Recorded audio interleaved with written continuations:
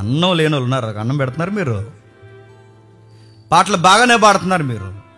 వస్త్రాలు లేని వాళ్ళు ఉన్నారు, వాళ్ళకి వస్త్రం ఇస్తావా? నువ్వు పాటలు బాగానే పాడుతున్నావు, నిలువురమైన నీడ లేని వారు ఉన్నారు, వాళ్ళకి రూపాయి పెడుతున్నారు మీరు.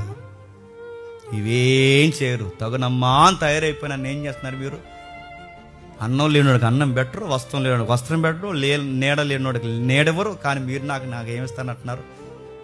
వేలాది నదులు ఇమ్మంటావా, పొట్టేళ్ళు ఇమ్మంటావా, కొడుకుని ఇచ్చేయమంటావా అంటే దేవుడు అన్నాడు, నాకు వద్దురా, అడిగి ఇవ్వండి.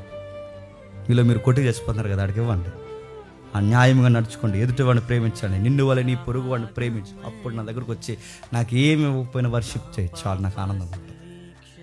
ఈ పొరుగు వాడిని నువ్వు ప్రేమించకుండా, ఎదుటోడికి గుప్పడి మెతుకులు పెట్టకుండా నువ్వు నాకు ఆరాధన చేయడం వల్ల ఏం ఒరుగుద్ది?